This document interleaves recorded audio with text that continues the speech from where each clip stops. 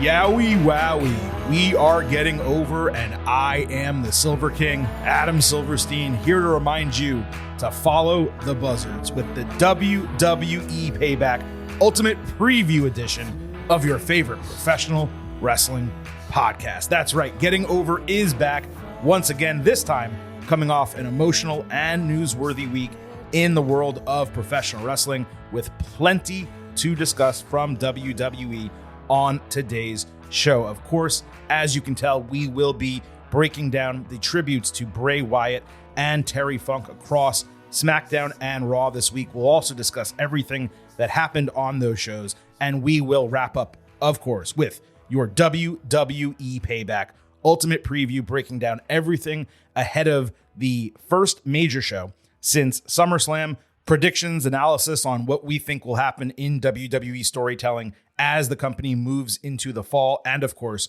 our pre-show expectation grades. As we always do, we got to kick off this show with some reminders. First, that the Getting Over Wrestling podcast It's all about Defy. So please, folks, stop being marks for yourselves and go back to being a mark for me. Go back to being marks for the Silver King, Adam Silverstein, Vintage Chris Vanini, and the Getting Over Wrestling podcast. Head over to Apple Podcasts and Spotify. Leave those 5-star ratings on Apple. Take a little extra time. Leave a 5-star written review. If you do, we will read it live right here on the show. Just like this new review from Hedrick94, a 5-star review, says, "Great wrestling podcast. I've been a wrestling fan since 2008 when I was 14 years old, which makes it 15 years that I've been watching wrestling. So unlike a lot of people who grew up watching wrestling, that wasn't the case for me. When I became a wrestling fan, I did more than just watch what was currently happening. I did a lot of research into wrestling history. Anyway, I recently got into listening to podcasts, and I decided to look for a wrestling podcast, and this is one of the first ones I found. I tried it out, and like many others, I started listening and stuck around because I enjoy it so much. I love how the hosts break down each and every part of the show, analyze how good and bad they were, even if I disagree. Also, before this, I'd never heard of either of the hosts. Ouch, Rick. Damn, man. But so far, I've enjoyed listening to them. I heard the 30-minute rant on Punk, and I'm a big fan of Punk, so I probably am biased on the topic. But while I do think Punk is guilty of some things, I don't think it's as bad as a lot of people think. I believe Punk is one of the best wrestlers and one of the best people in the wrestling business. Anyway, I think it's a great show, and I look forward to listening to future episodes. Keep it up. I'm really happy, Chris, that you're not like the producer of this podcast, because you could have cut that clip of me saying nice things about Punk because he made me say them and used it against me. But that will not happen right here on the Getting Over Wrestling podcast. However, that was a great review. I really appreciate it, Rick. Thank you so much. Definitely took a turn there at the end with the Punk stuff.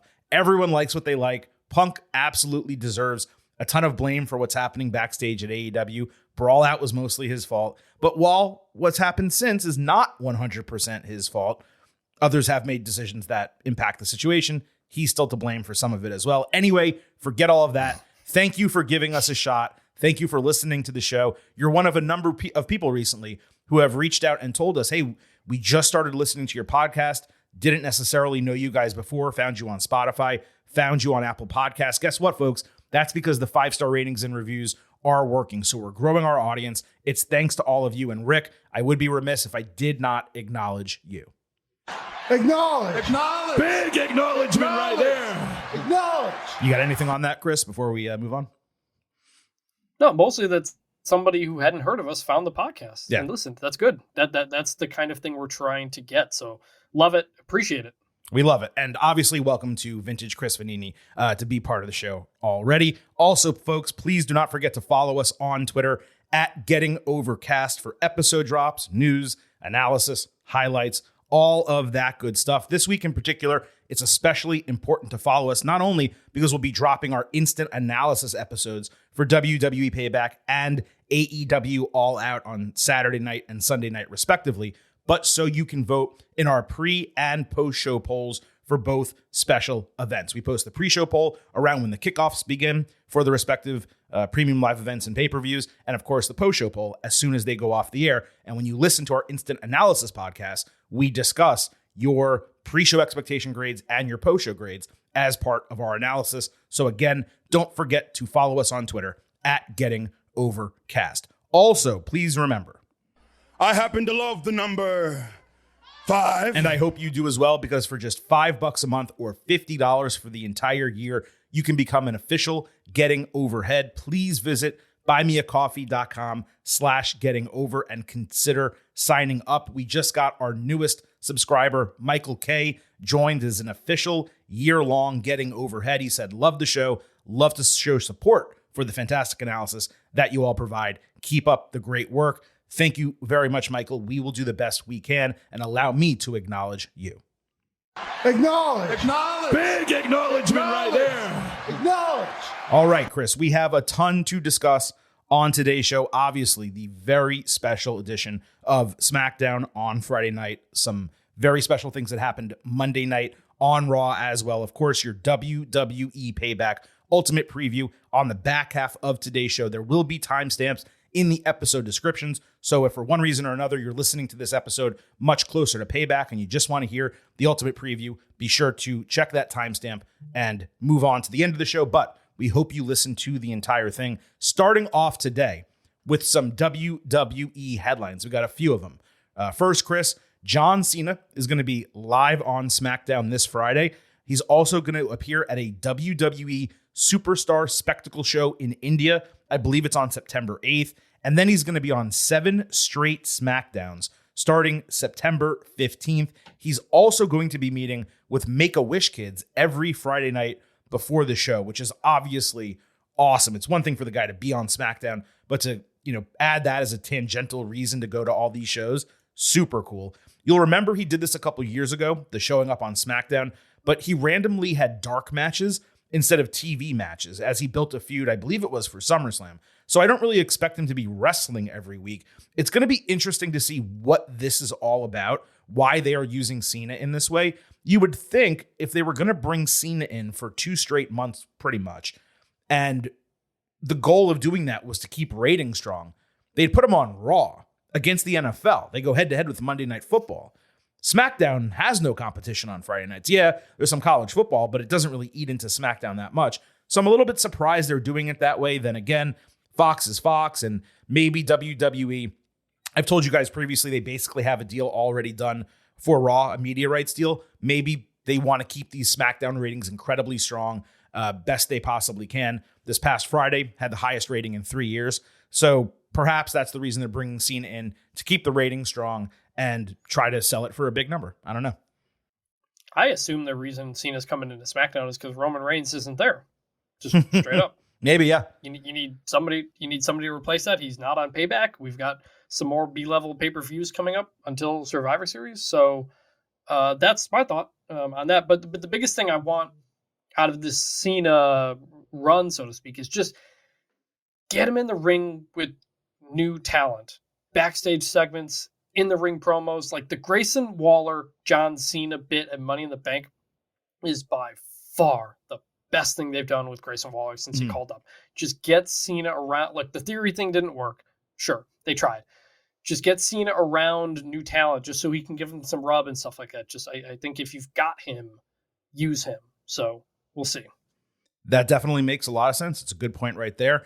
Second headline I wanted to discuss, and we usually don't talk too much merchandise on this show, although we did, of course, have the t-shirt conversation recently. WWE and NFL announced a legacy title series where 32 championships, belts, I guess, were created for each of the NFL teams. They released images of them. Chris, am I crazy, or are these ugly as sin? The idea of buying like a championship title for my football team, which by the way is the Miami Dolphins, I would never do it unless it was like they won the Super Bowl and there was a Super Bowl version of the WWE title with their logo on it. Maybe then I would do it. But just to buy a regular Miami Dolphins title, number one, I would not do. But number two, I would never buy the ones they created here. These are ugly as shit. I think they're ugly. I also think they're going to sell a ton. They're going to sell a ton of them. I can't believe. I know. I think they're going to sell a ton of them. You They think are. about the people who you see at tailgates and I know, have weird yeah. stuff on. Those people are going to buy these things like crazy. My first reaction to this was, I can't believe it took this long for these two sides to come to an agreement to do this. Like, it's such a layup. Have some NFL championship belts, sell them. I'm sure they'll do this with other sports leagues too. It's an example of some things WWE just kind of didn't do from a business standpoint that, since Nick Khan took over, they can do and make a lot more money. Just some layups and stuff like that. So I think they'll sell a lot. Also, notably, there is not a Jacksonville Jaguars belt. They have 31. They said they did all the teams, but the Jags belt is not on the shop. There's a link to the Jags belt, but it just redirects to the shop homepage. Somebody at WWE I talked to, and they said that is correct. Apparently, there is no Jags belt. I don't know if that was WWE side or the Cons and the Jaguars and AEW side, but I just thought that was very funny. Well, it's very interesting because it's a licensing thing. So clearly WWE purchased or made an agreement for the licensing of every NFL team, which would mean they get the chance to do a Jaguars one as well. So I'm curious to find out what exactly went down there. Fanatics, which is where the belts are being sold, they claimed that it just sold out and they were going to restock. So I'm very curious to see what happens here, but I'm actually sending you a link because you mentioned it'd be cool if other leagues did this. WWE actually already has a deal with Major League Baseball. They have titles for pretty much all of those teams. And I will tell you this right now, they are 1,000 times better in most cases. At least the ones that are expensive, the ones that are like $400, $500 are 1,000 times better than the NFL ones. I just sent you one for the New York Yankees, which is my favorite baseball team, and it looks great. It is one that, again, This is incredible. They've even got the pinstripes on the leather. Yeah, these MLB ones are way better. Yeah, they're way, way, way better. And I still wouldn't buy this. Like, maybe if the Yankees won the World Series and they put World Series plates on it, okay, then sure, maybe I'd shell out some money for it. But I'm not going to buy a generic Yankees title. But if I was going to buy one, I would buy this 1,000 times over the Miami Dolphins one. It's just, this looks like a real world championship. That one looks like shit. The Dolphins one. The NFL ones. So, all right. Anyway, had to talk about that. And hopefully we brought a little bit of levity because we're certainly going to talk about some serious stuff now going into the remainder of the show. The third headline is that details emerged about the death of Wyndham Rotunda. We normally don't talk about like TMZ stuff here, but they are citing official police reports in their reporting. Apparently, Wyndham contracted COVID-19 in March and developed a weak lower part of his heart. He was hospitalized last a week ago and had a follow-up appointment with doctors Thursday morning, the day of his death, where he was given an external heart defibrillator. Apparently, he told JoJo that he wanted to go take a nap, but he did not take the defibrillator with him. And I'll spare the details from there, obviously, but she found him dead about an hour later. So there's obviously nothing to say about this other than that it's a tragedy. I do want to take this moment to remind everyone, and I'm not trying to get on a soapbox or anything, but look, COVID-19, it's not only still running rampant, but it's heavy season for it right now, though the peak is in the winter. Point being, get vaccinated if you haven't been. Get boosters in late September, early October if you already have been vaccinated. The shit does not discriminate. I just want everyone to be safe and healthy, and this is a reminder that there can be serious side effects from it. Yeah, just terrible. I know there were kind of reports last week as to having a heart attack and stuff, but some of these specifics just heartbreaking, man. Just, we'll talk more about Bray and everything, but really, really sad and just unfortunate. We are indeed. And of course, the Bray Wyatt and Terry Funk tribute that WWE put on this week is indeed the main event. SmackDown opened with a beautiful 10-bell salute and fans briefly saying "whole world in his hands." The video package for Bray Wyatt was immensely emotional and really hard-hitting. It crossed through his gimmicks, career highlights, showed plenty of his family. The fact that this was edited together in 24, maybe 28 hours, it was insane given the level of quality and completeness. As we frequently say, WWE's production team is second to none in sports or entertainment. Braun Strowman, Eric Rowan, who is not signed with WWE, Cody Rhodes, they were the notable talents on stage and up in front. Braun was incredibly emotional, and he really got affected when the fans got involved. When he saw the Fireflies and fans started chanting for Bray, he kind of broke. This was the second time in 3 years, by the way, that Rowan and Cody had to do this, which is just heartbreaking. All of this was really emotionally draining to watch. So many talents were completely broken. Others were clearly holding back tears. There was a really sweet moment where Santos Escobar put his hand on Rey Mysterio's shoulder and Rey reached back and grabbed it from him. There's no reason to go through all the names on stage because there was just so many people there. But it was perfect. It's pretty much the best way I can put it, especially with it ending with a spotlight on the rocking chair right in the center of the stage. I saw some people mention, hey, it would have been kind of cool if the rocking chair was rocking. But I think the fact that it wasn't was the point of the entire thing. So in terms of the opener, I don't know that it could have been executed better.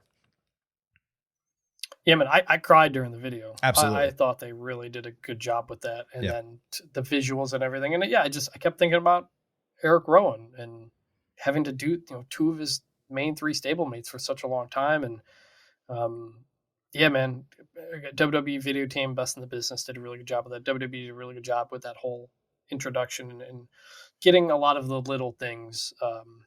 So very, very, very sad. And, but they did a good job with it.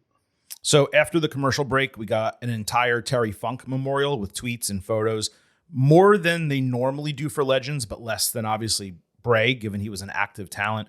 Rey Mysterio and Santos Escobar wore TFBW armbands. Bayley had a Bray with a heart armband. Zelina had his name written on her arm. The Street Profits said "whole world in her hands" during their entrance. Those were just some of the honorifics. There were 3 packages of tweets with photos of Wyatt interacting with the superstars who were tweeting about him. There were tweets from celebrities like Vanessa Hudgens. I never thought I would say her name on this show.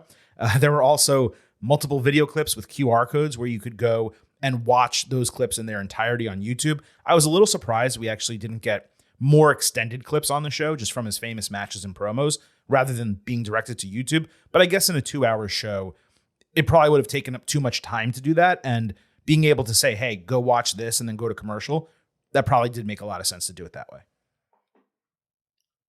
Yeah, it's we handle these things, or WWE handle these things differently now than they used to, after the Eddie stuff and the Benoit stuff before we knew what happened. There was a lot more first person speaking to the camera promos. I think it's a bit hard and maybe hard to ask people to do that. I know Seth obviously put a video out before the show, said he was going to go to the show, but wanted to stay with his family because that's what Bray Wyatt would have told him to do. It's just, I think they did a good job with it in terms of keeping it going on throughout the show, highlighting all the moments. There were a lot of big Bray Wyatt moments, and I'm glad they sprinkled in them. And we'll talk some more about that in a little bit. Cody Rhodes then opened hour 2 for a Terry Funk tribute promo. He told a story about Funk screaming at Dusty Rhodes in an airport, calling him an egg-sucking dog, which is what he always called Dusty. Cody called him a constant in wrestling for decades. He talked about him giving the rub to an entire company, an entire generation in ECW, and then he threw to an exceptional video package. And I would be remiss because I didn't really mention it at the top of the show, but what we're talking about with Terry Funk and ECW, folks, we did a entire tribute episode to Bray Wyatt and Terry Funk on Friday, a special edition of the Getting Over Wrestling podcast. Went over an hour. Jack Crosby, my former co-host on my old podcast, joined Chris and I on that show. I just want to say, when we talk sometimes about like download numbers and listen numbers on the show, it makes us feel good when the numbers go up, right? And we get more listeners and all that type of stuff. But I mention it here because I'm just so proud of how many people understood the importance of the situation and listened to this show that we did. It was our most listened to episode of the podcast that was not like an instant analysis type of show or instant reaction like to news or one of our weekly WWE episodes. That's how many people listened to this. And to me, it was touching. It also told myself, Chris and Jack, and I shared the information with both of them, that, you know, it meant a lot for us to do it. And clearly it meant something to you guys for the fact that we did it. So I forgot to mention it at the top of the show, but since we were talking about ECW here, I just wanted to thank everyone for listening to it. Got a lot of really kind notes about it. That's not what it's about. We just wanted to honor them. If you did not listen to it, if you missed it in our feed because of, you know, AEW All In or whatever the case, 2 episodes back, we taped it, and I do hope you give it a chance and listen to it once today's show is over. So I just wanted to say that. Also, just real quick to wrap up here with the Terry Funk segment, and then Chris, I'll get you in. Cody explained he had the authority to book the next match that was on SmackDown, which was a Terry Funk hardcore match. I thought Cody's tribute was exceptional and quite heartfelt in the moment. He probably could have gone for an hour. Like if you just said, hey, go out and vamp for the rest of the show, talk about Terry Funk, Cody probably could have done that. Yeah, you know, he's great in these spots, and he was obviously the right guy to do this. Yeah, given the roster because of his family's relationship with the Funks and everything. So, yeah, that was good. And yeah, you know, I wasn't around. I had to jump off the podcast, the Terry Funk honoree, but just obviously a legend who. I think the biggest thing I gathered from a lot of the tributes about Terry Funk was that he was a guy who would always show up at any like upstart promotion just to like compete and help them, you know, like his role in the Beyond the Mat ECW part of that, like just he was wrestling like bigger than WWE. He was everywhere all the time and had a tremendous impact and changed wrestling with what he did with hardcore matches and stuff. Yeah, and he was a legend before he did the hardcore stuff. The hardcore stuff was just the twilight of his career, and it was still incredibly notable in its own right. He was a legend just based on that, not counting everything that he did before. So just an incredible career from Terry Funk. So we got the Brawling Brutes against the Street Profits in the Terry Funk hardcore match. This was technically the first hardcore match held by WWE in a literal decade, since 2013. I think that was Rob Van Dam and Alberto Del Rio. But this was not a hardcore match by any stretch of the imagination or any definition of the word. It was a Texas Tornado match. Ridge Holland wrapped Butch around his neck, swinging him like a ladder. That was a reference to Terry Funk. I'm not sure why they didn't just use a ladder. Butch also did a drop toe hold in reference to Funk. Montez Ford hit a really cool front roll frog splash, which was not a reference to Funk, and a Superman tope, same thing. When he landed on the guys outside, Bobby Lashley came out randomly. After both Profits took 10 beats, Ford literally crossed himself, which was really random in the moment. The Brutes did a cool mid-air catch powerbomb. The Profits hit a super-assisted blockbuster. Montez followed with a superplex and a frog splash for a broken fall. Butch finally grabbed a table, but ran backwards into Lashley, who stared him down. He was pissed off. Ridge hit a combined backdrop DDT into the Profits. Lashley interrupted a table spot with a spear of Butch at ringside. The Profits then hit their new finisher, the Revelation, through the table. Good finisher and a nice looking finishing sequence. Michael Cole said after the bell that Terry Funk would have been proud of this. I'm sorry. Look, SmackDown was emotional, and obviously we are trying to do a second tribute episode here, or at least a tribute segment here. But Michael Cole, sir, that is bullshit. This was, without question, the least hardcore match in the history of professional wrestling. There was literally one weapon used, and it came in the finish. Again, this was basically a Texas Tornado match, and it was basically a tables match because that was the finish. It was great in theory that they named Funk and referenced him a bit and tried to honor him with a match. But why would you do a Funk ladder spot without a ladder? Why would you call it hardcore without making it even the least bit extreme? I wasn't expecting barbed wire, thumbtacks, and blood, but how about chairs and kendo sticks and stairs? They're used every single week on television. Or like a branding iron, obviously not heated up, or a bull rope, or a strap, or a stop sign, or a trash can lid. Anything. And really, why didn't Cody just wrestle someone on the show? He wrestled in the dark match. So if you want Cody to honor Terry Funk, just put him against someone on TV. Cody in the ring doing Funk's moves, that would have made more sense. I feel a bit like an asshole here because this was a memorial match. It was, but we're honest on this show. And honestly, Terry Funk himself would have torn this to shreds in a promo. He would have shit all over this. He would have beat the shit out of whoever produced it. I was really disappointed because they didn't have to put themselves in the position to not deliver on a hardcore match. All they had to do was call it a Texas Tornado match or something else in reference to Terry Funk. So it was just an unforced error is the way I look at it. You had a lot more thoughts on this than I did. Obviously, it was not a hardcore match, but I didn't care. I like, know. It's all, I know. Like, I'm just saying. Nobody's gonna remember the Terry Funk Memorial match on SmackDown that also had the Bray Wyatt tribute. See, Chris, that's the problem. Because of this, they will remember it for being bad. That's what I'm trying to get at. If they had just done a Texas Tornado match or anything else, then it would have been, oh, that was so great that they did the memorial to Terry Funk. But instead, the conversation around it was they called it a hardcore match and it wasn't hardcore. That's what I'm trying to get at. My only real thoughts on the match, I had three notes. One, I haven't really said it before, but I love Michael Cole's fight night call at the beginning of their entrance. Mm-hmm. I love it. I think it's great. It gets me excited. It's a complete opposite of the it's boss time that he would do all the time. The fight night, I like it. I like it. Two, Revelation, awesome finisher for the Street Profits. I like it. Keep doing it. Three, the crowd did not react to the clear Terry Funk stuff. No, they didn't know. Like Ridge doing the ladder spot. Like there were some clear Terry Funk moments in the crowd. Zero reaction, which is understandable because they were probably thinking about Bray Wyatt, So they had to try to throw some Terry Funk stuff in, but ultimately it was just a match and that's all it was supposed to be. Well, not just that. I didn't care when it was done. But not just that. It's 10,000 people there, but there was a ton of kids and many of the parents just bring the kids to the show. So they don't know Terry Funk. I mean, Terry Funk, that's a acquired taste to some degree. That's wrestling history. The guy hasn't been an active wrestler in a long time. So I'll talk about the fact of them doing tribute moves here, but not doing tribute moves for Bray later. But I wouldn't expect the crowd to catch the Terry Funk isms. Only reason I know them is because I used to watch tapes back in the day. Otherwise, I probably wouldn't have known them either. LA Knight cut a promo before the main event about Bray Wyatt, saying putting him through hell was getting him ready for anything that would come next. He got a third of the crowd to do fireflies with the lights fully on and thanked Bray. There was a TMZ clip on SmackDown of Miz disrespecting Knight earlier in the show. It was clearly a setup with Miz. Knight in his promo on SmackDown said he might just be a fad like Miz says, but Miz was never anything. He said Miz's stunt double was a bigger star than him, and his title reign came in the background of The Rock versus John Cena.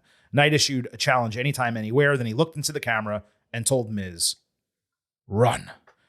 You could tell they tried really hard to make this work as a Bray tribute, and it was massively successful, especially the exclamation point at the end. The way Knight started in reality, then effortlessly switched to kayfabe, and then at the end merged the two.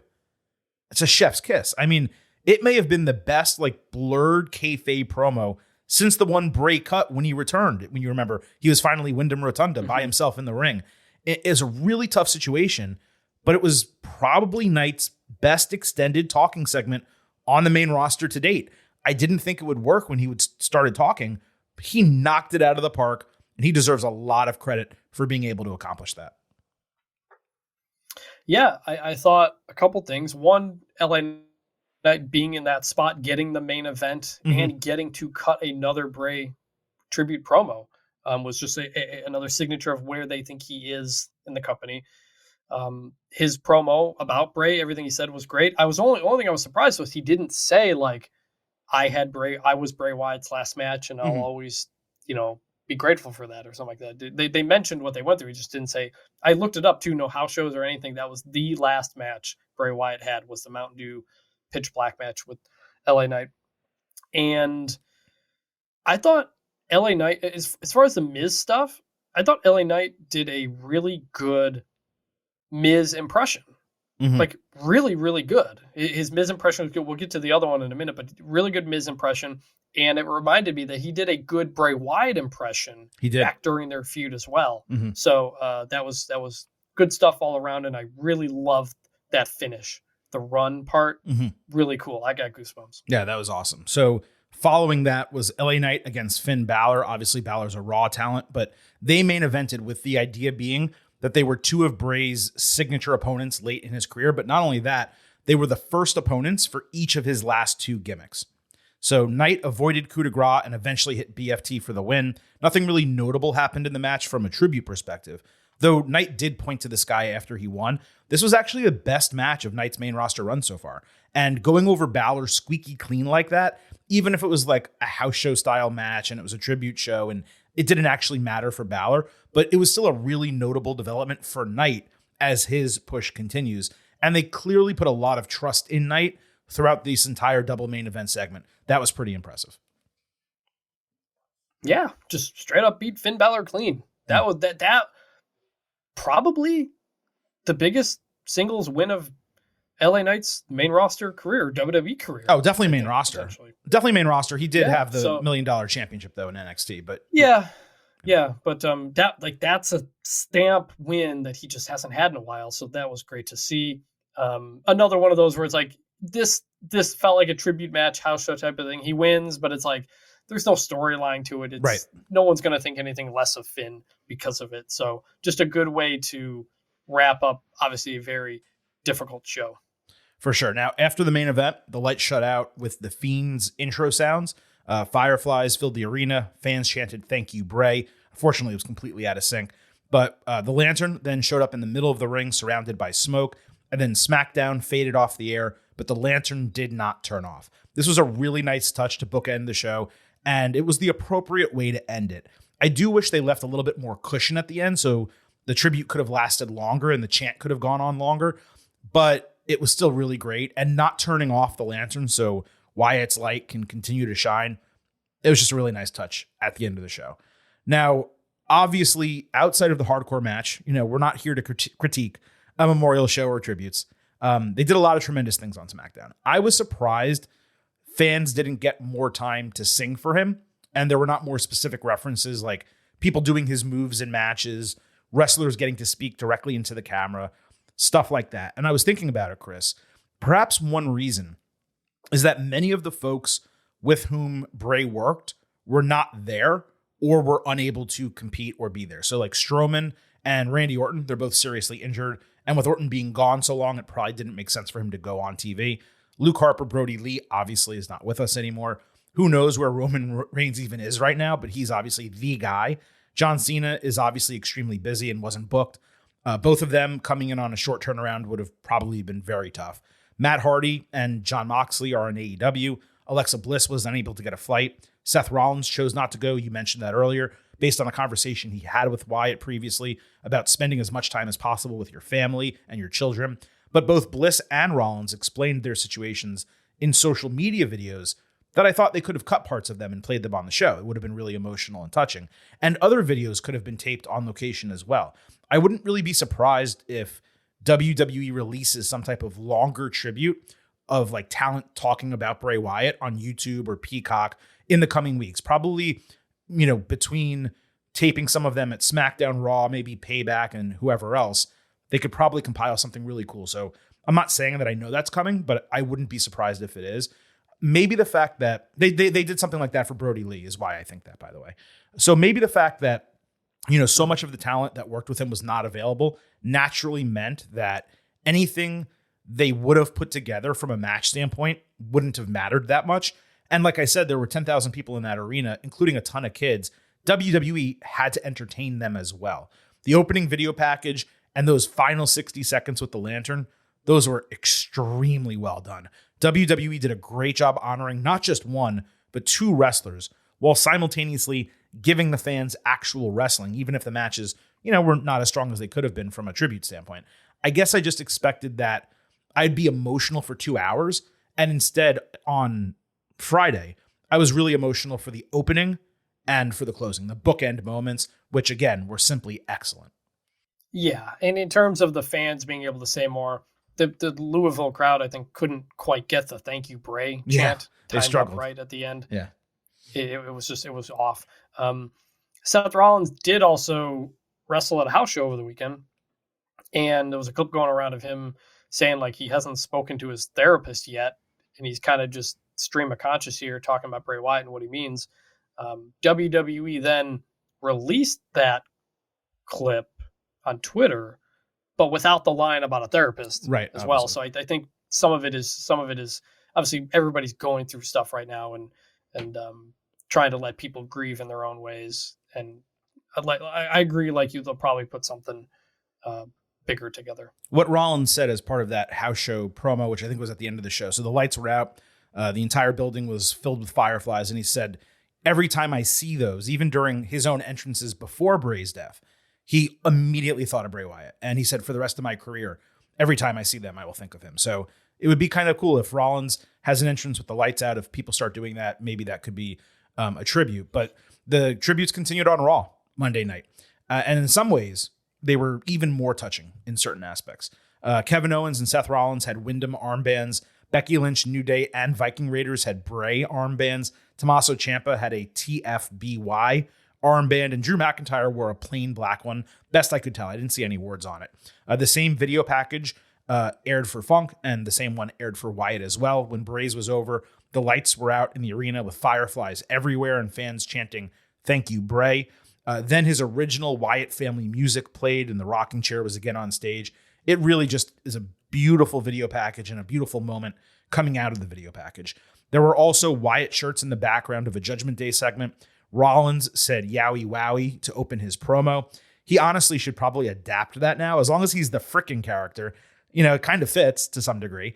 But not only that, and this one really got me, Rollins put a Fiend side plate on the World Heavyweight Championship, which is not just meaningful because they're friends, but meaningful, of course, because of their title feud for the Universal title and all that, transpired there. So he's literally putting him on this new strap that he won. Becky then held up Bray's armband after her match and told a story about him once Raw went off the air. I saw a video of that online. We tweeted it. We'll talk more about Seth and Becky later in the show when we discuss their individual segments. But it was just great to see so many tributes. And you really have to assume that they're probably going to continue through Payback on Saturday. SmackDown, Chris, it almost felt like the funeral, and Raw was the memorial. Does that make sense? Yeah, for the most part. In addition, obviously, Raw goes off the air with Becky just breaking down in tears over the Bray stuff. And she did afterwards speak to the crowd, said Bray once brought her to the side before she had a tables match. And he said, "Do you know how to do a tables match?" And she said, "I don't know what I'm doing." And he taught her how to set it up, how to use things like at a house show or something like that before a TLC pay-per-view. And so she referenced that as to the end of her match as well, putting people through a table. So that was another good moment as well. It was indeed. We would be remiss to wrap all this up without mentioning WWE on Raw also did a video package for Bob Barker, who died last weekend at age 99. They showed clips of him guest hosting Raw, and he was indeed the GOAT guest host of Raw, but also obviously a legend doing his actual job with The Price is Right. I'm glad they did this. Were you watching WWE during the guest host series of Raws? And if so, do you remember Bob Barker in that role? I was not watching it. I was not in the product at that time, so I've seen all the clips and everything, but I didn't see it. It was a really strange time. I highly suggest it for you or anyone else who was not watching at the time. Just YouTube Bob Barker Raw or Bob Barker WWE. Watch all of his clips from that Raw. The thing he does with Chris Jericho is absolutely hysterical. It's totally worth your time, I promise you.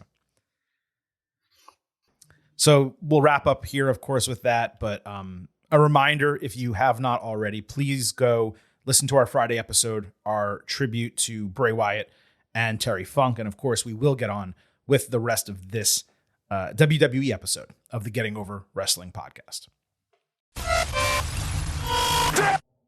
We still have an absolute ton to talk about from SmackDown and Raw on today's show, as we, of course, preview WWE Payback. So let's get into it with the good, the bad, and the ugly. This might have been the best in-ring episode of Raw this year. Maybe the best in-ring episode of WWE TV this year. There were only 5 matches on the show. 4 of them got at least 12 minutes, with 3 of them over 16 minutes, and only one that was short, but that one started during a commercial break, and it didn't actually need to be longer.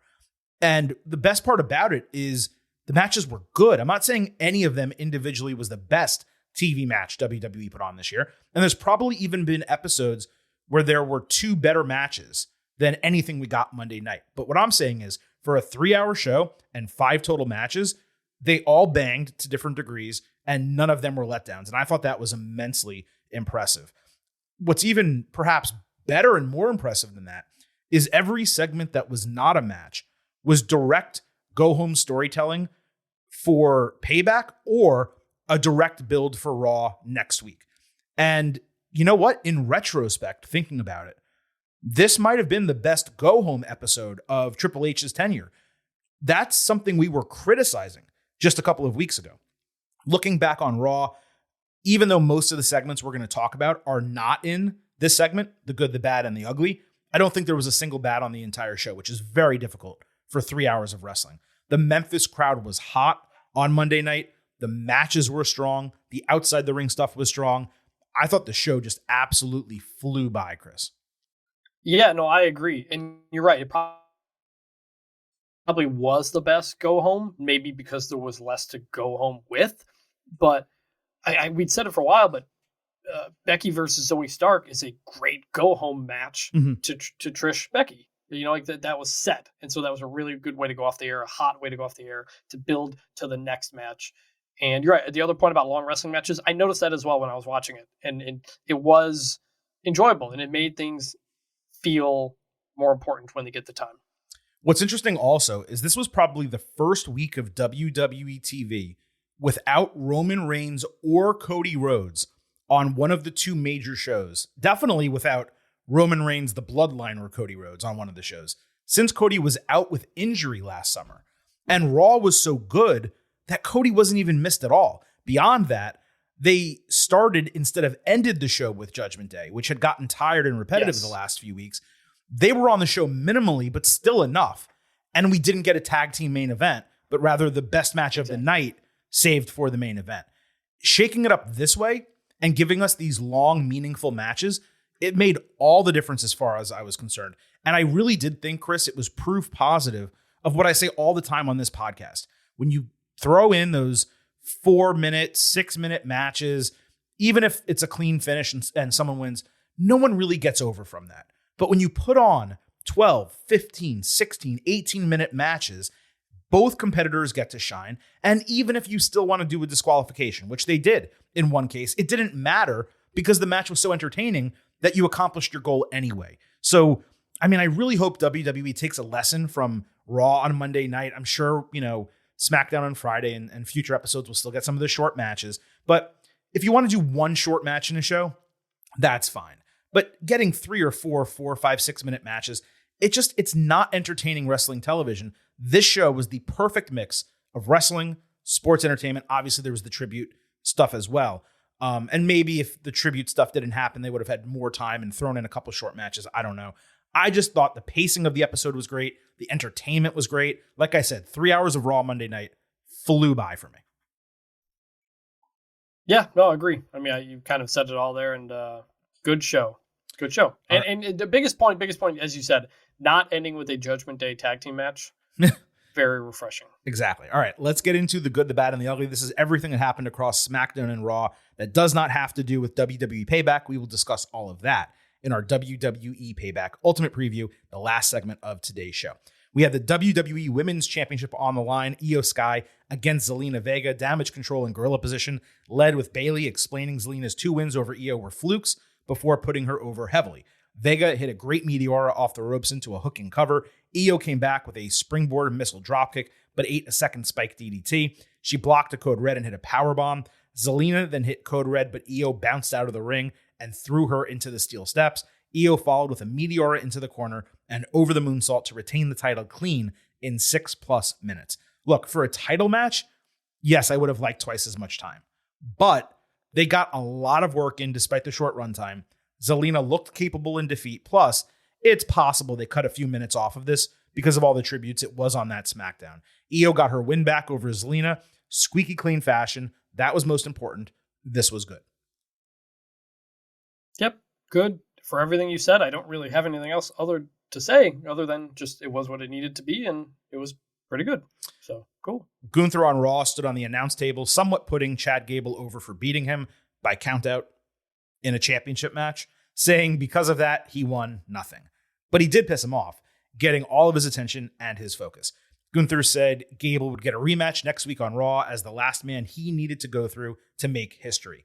Gable came out talking shit, and the Memphis fans immediately started chanting, "Whoop that trick" before his match. And for those who don't know, that of course, because they did it all show. So just to clarify for everyone, number one, Memphis Grizzlies, they chant that during the Memphis Grizzlies games. I believe it was the same arena. So that's probably the reason they chanted it so frequently during Raw. But that comes from the movie Hustle and Flow, which starred Terrence Howard as a Memphis rapper named DJ who wrote the song "Whoop That Trick." So for people who watch NXT and were confused why they were doing that here, that's the reason why they were doing it. I just wanted to clarify that for everyone.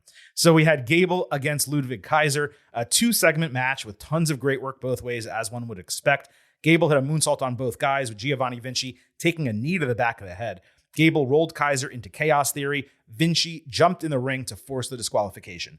Otis absolutely destroyed him and got a huge pop before he got run into the post. Then Imperium beat Gable down 2-on-1, and Gunther returned for a powerbomb, but Gable countered the powerbomb into an ankle lock, only to get beat down again, and then he ate a powerbomb to end the entire thing.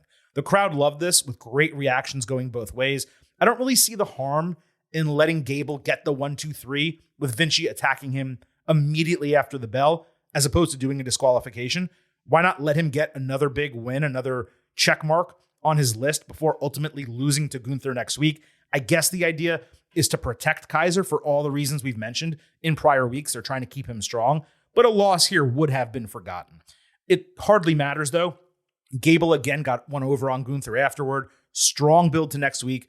That should be a banger of a rematch for the Intercontinental title. This was good.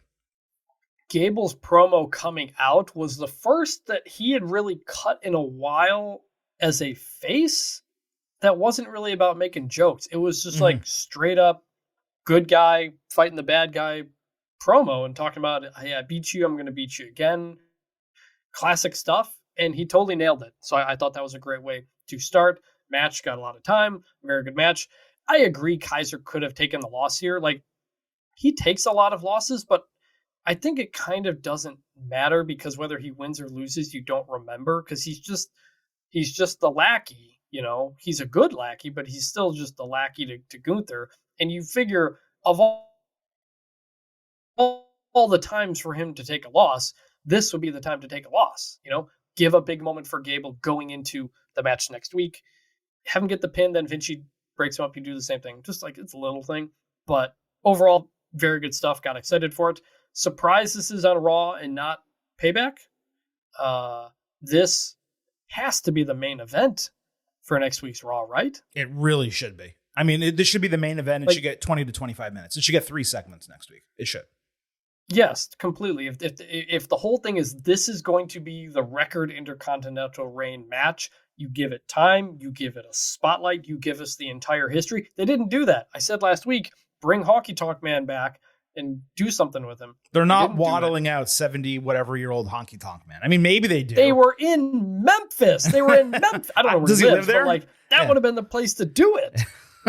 You know, Yeah.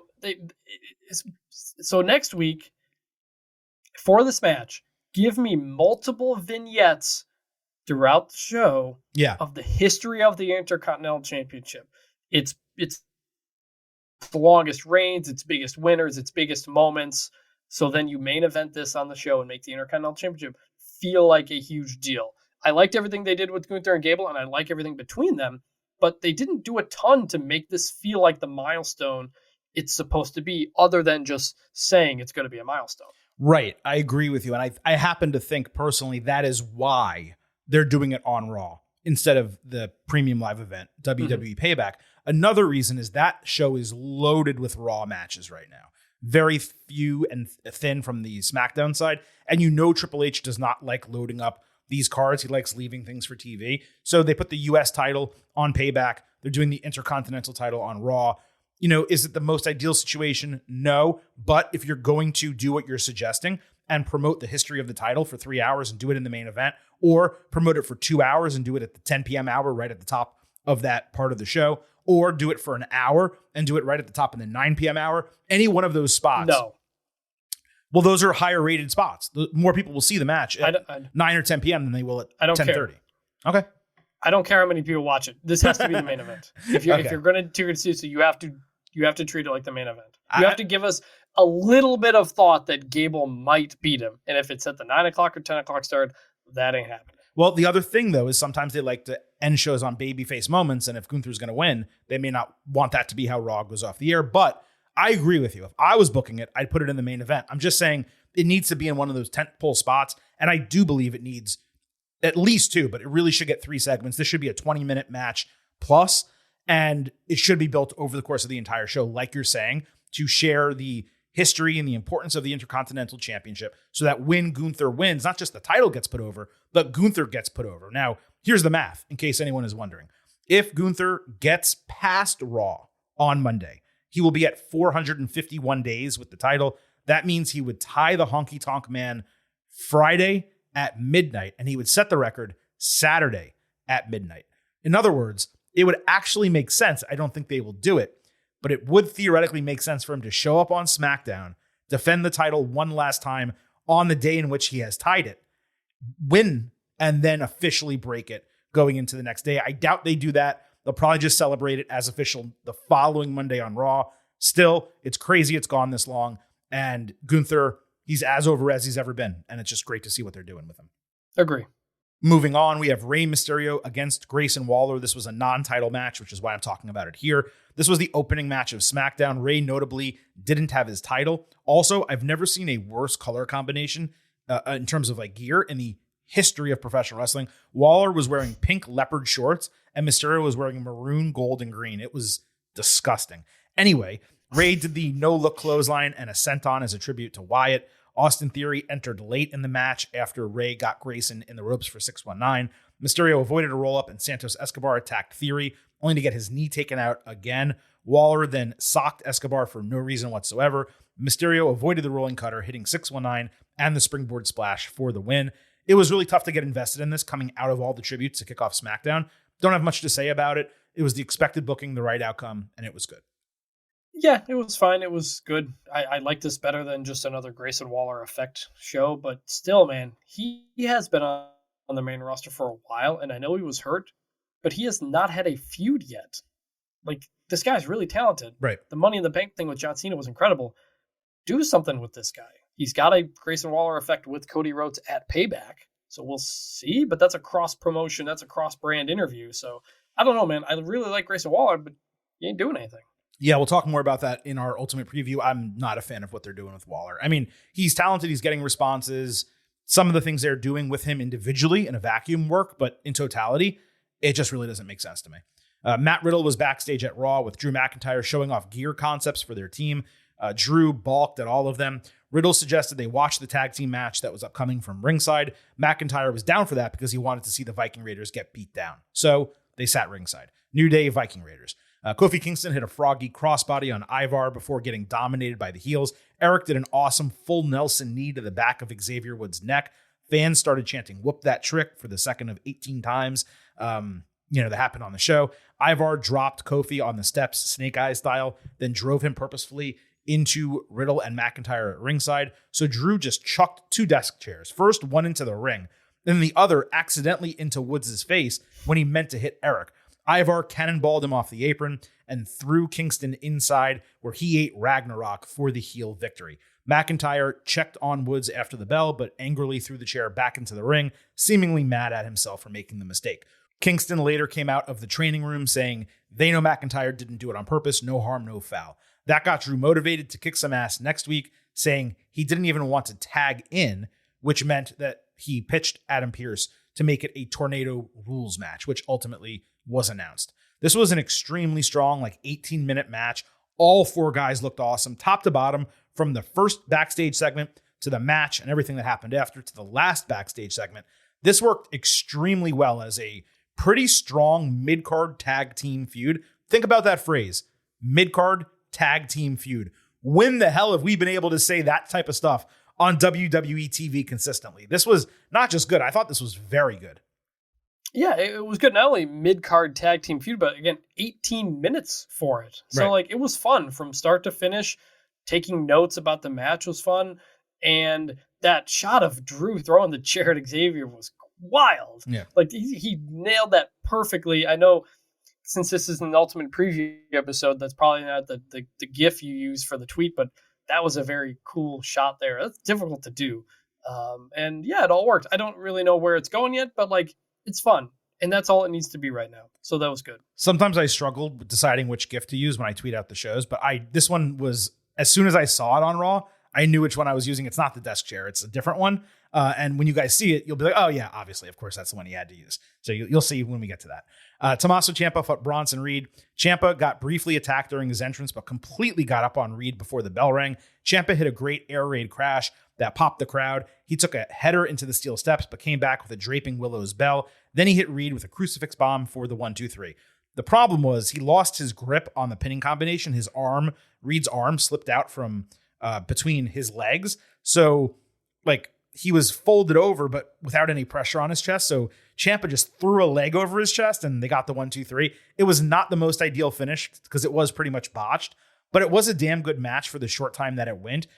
The entire show, I said, had long, worthwhile matches. This was the shortest show match, I think, the entire week, but it did start during commercial breaks, so it probably went longer than we got on TV. This was definitely good. I forgot if I said that already. But I was a little surprised that Ciampa won, only because the promos he's been cutting recently, especially last week, very clearly were referencing do-it-yourself, DIY, and Johnny Gargano.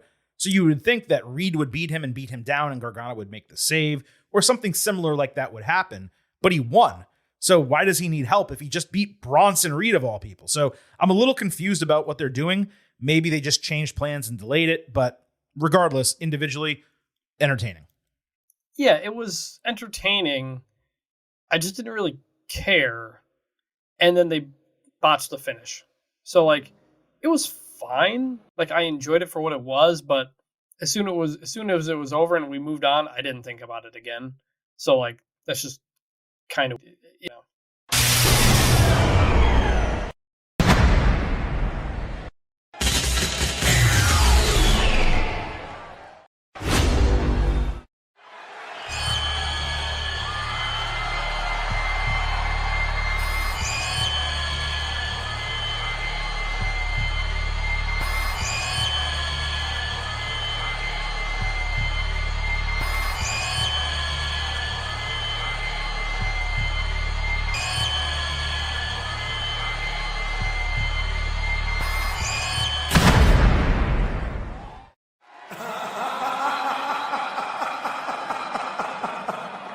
Man, what in the hell was that? Clearly some fiendish things going down today here on the Getting Over Wrestling podcast. But Chris, let's go ahead and move on to our WWE Payback Ultimate Preview. Of course, we are going to break down everything scheduled for the card along with the lead-in, the go-home moments to those matches and segments across Raw on Monday night. There was no build for SmackDown. Of course, the SmackDown go-home show is this coming Friday. What we normally do after the SmackDown Go Home show, before a premium live event, we post a free episode of bonus audio, the fastest 5 minutes in professional wrestling, on our buymeacoffee.com/gettingover account. So even if you don't subscribe yet and you just want a little bit of a preview, you can get that free audio from us on Friday. But we are here to break down WWE Payback Ultimate Preview style. Quickly, let's start with the Grayson Waller effect with Cody Rhodes as a guest. You mentioned it previously. There was no build to this on SmackDown or Raw, and I highly doubt we're going to get any build to it on SmackDown this coming Friday either. I'm going to say about this, Chris, what I've said about most of these Grayson Waller effect segments. It does not seem necessary at all. I do not want a Cody Rhodes Grayson Waller feud. They're on different brands. It doesn't even make sense. I don't exactly know what Waller has to interview Cody about. The Waller effect segment has been completely overused. It's seemingly every week on SmackDown, and the vast majority of the time where they do it, he does not need to be involved. It's not like Miz TV, where Miz was instigating things and oftentimes getting involved in them when they did Miz TV. This is almost like a way just to get Waller on these shows, which I like Grayson Waller. But what's incredible somehow is they're overexposing him without him wrestling or getting involved in feuds. That's a problem. That's a major issue. Like I actively don't want this segment on the show. Now look, maybe by the time we get to Payback and it's over, I'm going to say, wow, that was great. I'm so glad they did it. But coming into the show, I'm really not interested. And I couldn't even tell you or begin to guess what this is going to be about. Right. It's a SmackDown guy and a Raw guy. And look, Roman Reigns isn't on the show. Cody's not wrestling on the show. Like, you probably wanted to get Cody on the show in some form, and this was the best way they could do it. Put him in a match. Make a feud on Raw. They have 3 hours every week. Yeah. So, I don't know. And again, big fan of Grayson Waller. Think this dude is incredibly talented. They've just done absolutely nothing with him. I don't get it. So, we'll see. All right, moving into the actual matches, we have LA Knight against The Miz on Raw. The Miz entered tonight's music, doing a full mocking impersonation of him, with everything from his strut to his clothes to a fake 5 o'clock shadow. The massive pop was first overridden by piped-in boos from production, but they quickly turned those off when fans realized who it was and actually booed Miz. The mocking pointed out how yeah is half what and half hell yeah. Miz said anyone can do what Knight does, and his name is out of a movie on Cinemax in the 90s. That is true. He was on a roll here. He ended doing the whole pointing thing, M-I-Z instead of L-A Knight. Yeah, no pun intended, but this, Chris, was awesome. My Lord, Miz tore LA Knight apart. He completely controlled the crowd. This was Miz at his absolute best. It was great. It reminded me of when Miz did his Rock impression back when he was main eventing WrestleMania one year. Did a really good job with that and did a really good job here.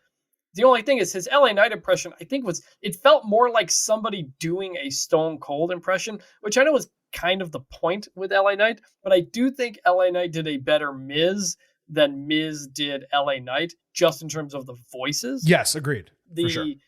The beard that the Miz had for this was added a lot. That really nailed the look, having a beard. So that was nice. Most interesting to me was, of all the things he said about LA Knight and trying to say all these things about catchphrases, it's saying LA Knight flubs his lines when he cuts a promo on me. That was a little like a little bit of a breaking the fourth wall, so to speak. And it added what's funny? Some real intensity. I'm really into this feud. You know what's funny about that, Chris, though? Miz flubs his lines when he cuts promos. They both do it. Now, LA Knight a little bit more frequently, but Miz does it all the time, and he corrects himself and he moves on. So it's not like it was some unique shot at LA Knight. That's pot calling the kettle black, basically. Yeah, and so just I'm really into this feud. And while we were recording, I think LA Knight put out a video that was just audio of him on commentary a couple weeks ago with some pictures. And I was like, I want these guys to keep going. Like, I don't want this to be a one-off type of feud, because I've said this before. This is a huge test for LA Knight in a good way. Like, Miz saying yeah a million times to try to make people sick of it. So it's up to LA Knight to keep it fresh, not overdo it, and make sure he doesn't just lean on that. It's everything about this feud is making LA Knight better. And that's exactly what it was for. That's why these guys are great to work together. I think this could be a really classic type of feud between these guys if they keep it going. I don't know how far you can take it, because they've already done the impressions and everything now, but like, I'm really into this. And I think they're both making each other better. I think they're both motivated to be with each other. And so, yeah, I'm real into this. I thought this was a great go home Raw segment, and I want to see how LA Knight responds on SmackDown. What I'm extremely curious about, because we obviously, after we break down the matches, we of course give you our picks and predictions. What I'm really curious about here is whether this is a one-off or they stretch it to Fastlane, which is October 7th in Indianapolis. So it's about 5-ish weeks after Payback, because obviously September's a long month and it's 5 days later from the 2nd to the 7th. So that's going to be really interesting, because if you're going to stretch it, then you need Miz to win here. If you're not going to stretch it and you're going to put LA Knight into something else, then obviously LA Knight needs to win. But there's a huge gap, or a decent gap, between Payback and Fastlane. I don't really know how much more they can go at each other on the mic They've pretty much done everything they need to do. They've been doing this back and forth now for 3 or 4 weeks already. Then after Fastlane, just looking ahead and trying to think about what's coming up, you're most likely going to have WWE Crown Jewel, Blood Money in the Sand in early November, and they've already scheduled Survivor Series for late November in Chicago. So my point is, I think LA Knight definitely needs to be in something else by the time they get into Night of Champions. I don't know that he needs to be in something else before Fastlane, but with so much talent on the shows and Miz not being a champion, there's really not a good reason that I can see to extend it. So when it comes to a prediction, I am picking LA Knight, but I just wouldn't be surprised if Miz cheats and wins, maybe Maurice comes out, something like that. And that is how they extend it one more month to Fastlane. Yeah, I think I'm going to pick LA Knight for that reason. Now, I've said many times on here, I'm sick of him losing all the big matches, which has been happening frequently. That's another reason. He needs to get wins. He needs to get big wins. Yeah, I just look at the calendar and I'm like, there's nothing really big going on for a while here. And if LA Knight's not going to be in, say, the U.S. title picture, I could easily just see them continuing this, especially because I think it's going well and the fans are really into it. Yeah. Now, it is weird that one of them is on Raw and one of them is on SmackDown, but I'm going to say Miz wins just to keep it going. Oh, I thought you just picked LA Knight a second ago. I misunderstood. No. I think they do extend it just because I don't know what else there really is to do coming out of this. Roman Reigns isn't on the show. John Cena's going to be there. Maybe you do an LA Knight John Cena feud. They're both faces. So I don't know. Yeah, that'd be interesting. He is like, look, he just main evented SmackDown. He is one of the faces of SmackDown right now. And there's not a lot of other heels. Oh shit. You know what I just thought about? This is how you utilize John Cena, okay? And this is how you utilize LA Knight and Grayson Waller and The Miz. You do a tag team feud. You have Cena get into it with Waller, Knight and Miz. We've already seen, I think it was in the Battle Royal at SummerSlam, Miz and Waller had that moment where they looked at each other and they like realized they were similar. Yeah. So you do a tag team match. LA Knight gets the John Cena rub. Miz and Waller obviously get to work together. That's fantastic. 4 guys who can talk, and you build to a match. Perhaps even at Night of Champions, you could do it. That would be a match worthy of Night of Champions because of John Cena, and you get everyone involved. So I wouldn't be surprised if they go in that direction. That would be pretty cool. That could be Waller interfering at the end of this. That would be something that would work. I'm still picking LA Knight. I just think he has to get the win. You could have Miz and Waller attack him after the bell and still continue the feud. I think Knight winning makes the most sense, but there's a lot of different things they could do. If they inject Cena into this, it would make all the sense in the world. Also, you have Cena and Miz, who obviously hate each other. Yes. So I love that idea. I really hope they go with that. And actually, as I've thought about it and talked about it, I'm picking LA Knight to win, but I think the feud continues. But I think the feud continues. Yeah. I think LA Knight needs a win. He needs a pay-per-view win. He does. He gets it. But you can still keep the feud going. Yeah. It makes a lot of sense. Because he's Miz, and he'll figure out something because he's really good. For sure. United States Championship, Rey Mysterio defending against Austin Theory. Probably the quote-unquote worst match on the card, at least in terms of build or anticipation or caring about it at all. Now, they're going to do a tag team match on SmackDown for the go-home. Rey Mysterio and Santos Escobar against Austin Theory and Grayson Waller. So obviously that's going to be on the go-home show. Maybe the heels win that. That would make a lot of sense. But nevertheless, going into Payback, there's no way that they strapped up Rey Mysterio, having him beat Austin Theory, and then just give the title back to Theory. Does not make a shred of sense. So I have Rey Mysterio retaining the title. I don't think much analysis needs to be done here. I just remain confused about Escobar's role in the entire thing. Maybe he did, for a short period of time, have a legitimate knee injury. I don't think he did. I think it's 100% kayfabe, but I don't see why you have him win a number one contendership, for lack of a better term, tournament, then not be able to compete in the match.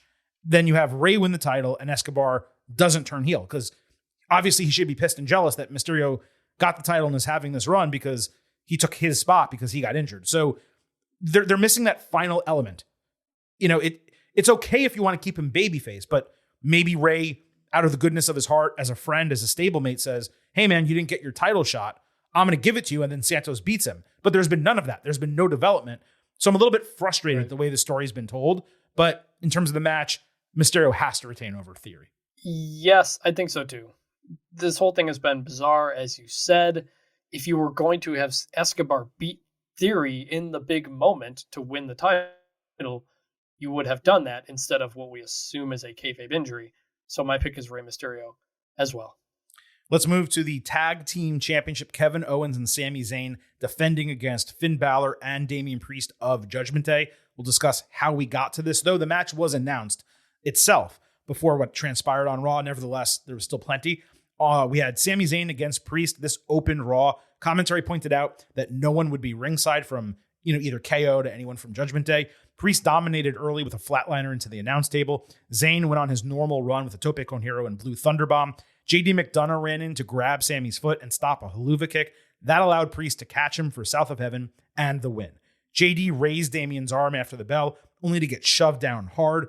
KO and Sammy then came back for a stunner and haluva kick on JD. I don't necessarily love Zayn taking a singles loss here, but Priest needed the win. The interference provided a clean excuse, and JD's involvement in a positive manner actually moved the Judgment Day storyline forward with him. I thought it was a good setup, and thankfully, as we mentioned earlier, it opened the show for a change rather than closed it.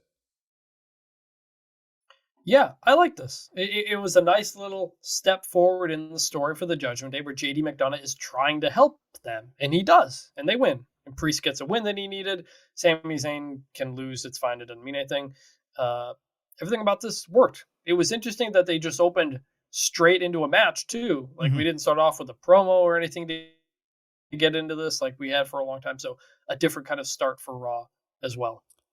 Priest and Finn Balor argued backstage about focusing on Judgment Day business, not people who don't matter like McDonough. Finn said JD helped Damian get the win, but he reiterated all he cares about is Judgment Day. Rhea Ripley again stepped in, saying she and Dominic Mysterio are the only ones actually handling their business, and people now think they're weak because of Finn and Damian. Ripley demanded they make it right at Payback and win when it matters. She said if they don't walk out with gold, all of them, their entire faction, after Payback, there's going to be changes. Priest then held up the briefcase, saying no problem winning gold, except obviously the briefcase is green. It's great to see Ripley basically emerge as the leader of Judgment Day at this point. She's the one setting the tone, giving the ultimatums. Was this a bit repetitive as an argument? Sure, to some degree. But whereas last week it was spinning the wheels, this had a definitive focus being the tag team title match and Ripley's ultimatum. Strong backstage segment, putting additional stakes on the match beyond the titles themselves. Yes, I liked it. I liked the line about Dominic in there too. So this was enjoyable. Are we grading this backstage segment? I don't know. No, we're just. What do you mean? Yeah. Why would we grade it? We're not in the good, bad, and ugly. I don't know. Yeah. That's true. Yeah. Sammy ranted at Judgment Day backstage, saying they could do this one more time and that's it. KO said they got it made official that the title match will be a Steel City street fight so they can end the feud once and for all. Promos were okay here, nothing too special for them, but the stipulation was necessary to add something extra to Payback because, as we've mentioned, we've seen this match and versions of this match in six-man multiple times already.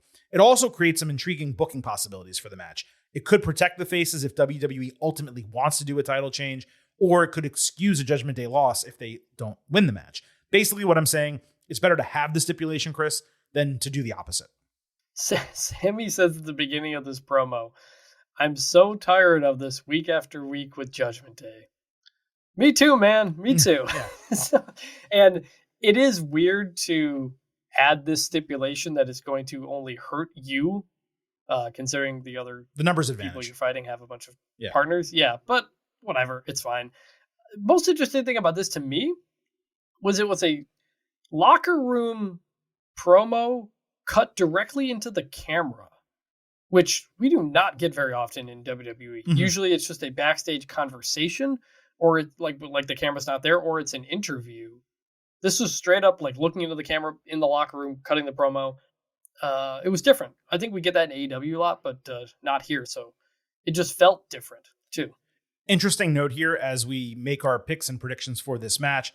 Balor is a tag team title away from the Grand Slam in WWE. So that is on the line here as well. Before I give you my actual prediction for the match, I want to present to you, Chris, a crazy scenario straight out of the Attitude Era. And I want to know whether you think this is a good or bad booking idea. So Priest is found laid out, injured early in the night at Payback. McDonough steps up and teams with Balor. They cheat and win the tag team titles. But remember, Ripley made the declaration. Everyone needs to walk out of Payback with gold or changes will come to Judgment Day. So Rollins beats Shinsuke Nakamura, but his back gets destroyed in the main event. He gets attacked by Balor and McDonough. Priest, who we thought was injured, actually comes down healthy, walks down the ramp, cashes in Money in the Bank, wins the World Heavyweight Championship.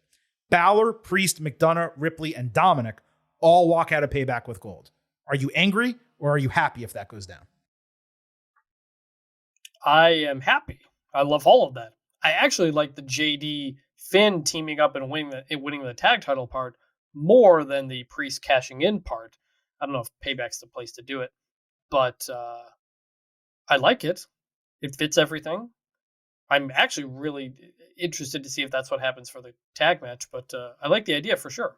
Yeah, I'm very curious. And the question is whether Ripley's ultimatum leads them to win or we find out the consequences of that when they lose next Monday. Like they're going to use it for one of those two devices, and I'm not sure which.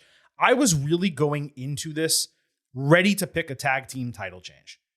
Priest and Balor winning the titles.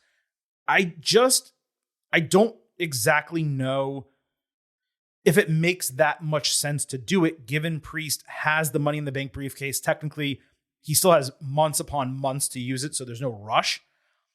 And I guess Balor winning the tag team titles in WWE's mind and Triple H's mind might make up for all of the losses that he's taken that have obviously made us extremely angry. They do have the numbers advantage coming in. The stipulation is set up for them to be put in that scenario.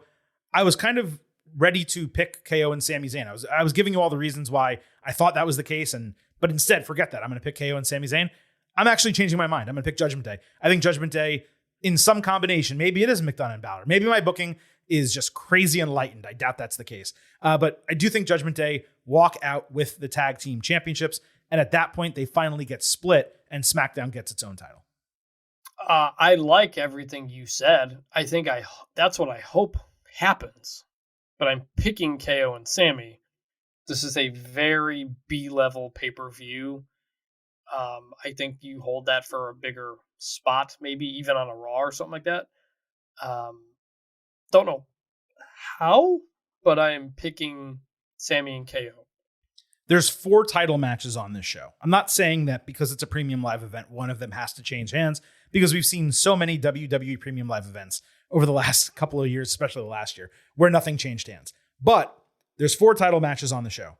Which title do you think is most likely to change hands? I think it's this one. This is easily the most likely. Okay. At least we're on the same page about that. Let's move on to Becky Lynch against Trish Stratus inside a steel cage on Raw. Lynch and Zoe Stark fought in a Falls Count Anywhere match. Becky said this match was not the easy way out of the feud, but what she felt like she needed to do. Zoe and Trish Stratus later talked some trash, but that was about it. This main evented the show. The promotion for it began with 34 minutes left in Raw, and I was like, holy crap, we're getting a 25-minute match. But the bell rang with 17 minutes left in the show. Always frustrating when that happens. Both women immediately grabbed kendo sticks. Trish was ringside. It was basically 2-on-1 handicap match for the vast majority of what we got here. At one point, Trish threw a chair into the ring and accidentally hit Zoe in the face, which was hysterical, but Stark also played it off really well, being surprised by it. Becky hit a draping leg drop on Zoe. They got face planted into the stack of chairs. Lynch countered Z360 into a manhandle slam 5 minutes into the match, but that was a broken fall. Trish broke it up. Becky chased Trish, then beat the ever-loving shit out of her with a kendo stick. That led to her running backstage. Most of the kendo stick shots, by the way, were like directly on her ass. I did think that that's something you have to pay extra for. Gonna look good, but she's got me saying, hey now! Stark hit her seated springboard corkscrew, but missed the chair on Lynch's body. Becky then superplexed Zoe onto the chairs. She went to manhandle slam her into the announce table when Stratus returned to stop it. Trish again stopped manhandle slam and hit Stratusfaction on Lynch off this big audio production box through a table into the crowd. Then she took Zoe and threw her on top of her, and that was a false finish. They finally got on a huge road case deep in the crowd where Stark stopped Lynch from hitting manhandle slam on Stratus. but accidentally swung at Becky. Becky moves backwards, so she punches Trish, who falls off the case through a table. First, Zoe turns and stares, like eyes open, mouth open, just like stunned at what she did. Then the camera zooms out. We see Becky doing the exact same thing. Lynch then hits manhandle slam on Stark off the other side of the road case through another table really hard onto the floor for the win in 16 minutes. Then Becky held up a Bray armband in the air and started crying while she was sitting on the road case, and Raw went off the air. I got to tell you, the constant interferences and the 2-on-1 fighting, it was annoying as hell at first. Like, does Becky really have no friends backstage willing to help her? Also annoying was the fact that a Falls Count Anywhere match seemed to take place almost entirely in and around the ring. But out of nowhere, they completely paid off and fixed all of those issues in the final 4 or 5 minutes of this match with the finish. Let's check on Sheamus here first. I just want to make sure. What kind of match was this? Was it a banger? It indeed was. Excellent work by all three of them, but especially Becky and Zoe. It's so great to see how Stark clearly belongs on the main roster and continues to work exceptionally well with veterans, especially Lynch. There were so many smart spots in this match. First, you have Trish throwing like 100 chairs into the ring, like she's Terry Funk in reference to, I think, the incident with Public Enemy back in ECW. You can look that up, Funk, Mick Foley, Public Enemy. Then one of those chairs accidentally drills Zoe, which was straight funny. You have the heels avoiding table spots for the entirety of the match, only to get one on Becky late in a false finish. Then you have 2 more tables getting involved, which again, the heels were constantly avoiding in the ultimate finish. And then part of that, the moment with Becky and Zoe staring at Trish like they're 2 sisters who realized they did something wrong and they were in trouble with their mom. That was legitimately hysterical. Whoever put this together, whoever was the producer and helped them, deserves a lot of credit. It was everything the hardcore match on SmackDown was not. A hell of a main event for Raw. And again, it only had 5 matches on the show. All of them got plenty of time, but this was the best one. 4 stars, A-. I got to tell you, I might go higher than that on a rewatch. I'm going to watch this again today. One of the best parts of the entire feud, if not the best part to this juncture. And look, straight up, beyond the great match, Becky at the end sitting there crying with the armband. I don't know about you, Chris. It ruined me emotionally. Seeing her like that in the moment, it hit me really hard as Raw went off the air. Yeah, the match itself was awesome. I loved it. It ruled. This is the best Raw main event we've had in a long time. This is exactly why Falls Count Anywhere is my favorite stipulation. Yes. You know, like you can do so many creative things. And this working outside the ring here worked a lot better than Roman and Jay at SummerSlam, where I was there, but it was extremely quiet and you couldn't see certain things. And it didn't work. The stuff they did outside the ring like it did here. This was awesome. Great build, great go-home moment for Trish Becky after this. Everything about this worked. This was an absolute banger top to bottom. Everybody in this did a great job. And then, yeah, like we said before, holding up the Wyndham armband, crying at the end, just really, really just kind of broke you. And then the clip Becky released today of what she said afterward about Wyndham helping her learn how to set up tables and to use tables in a match. And she finishes the match with tables, which I thought was a really nice touch on that going out. So just absolute terrific job by everybody in here. This ruled. It's going to be hard for Becky Trish Steel Cage to top this. Now, we're going to talk about that in the moment, raising the bar for the Steel Cage match. But since you mentioned it and you kind of stole my thunder because I already pulled it up and I was going to play it, here is what Becky Lynch said when Raw went off the air. She was sitting on the road case. She held Bray's armband in the air and then put it down and was crying. Raw ends. She grabs the mic and she cuts this promo while in the crowd. I want to tell you a little story. When I first came up here, it was my first tables match. It was, I think, my first title defense on a pay-per-view, and it was a tables match. And I just won the SmackDown Women's Championship, and I had no idea how to pull out a table. I had no idea how to set a table up. We may make it look like it's easy, but it's not easy. And when you're a 125-pound woman, it's pretty heavy. And so I had no idea how to do this, but nobody even thought about it except Wyndham, except Bray Wyatt.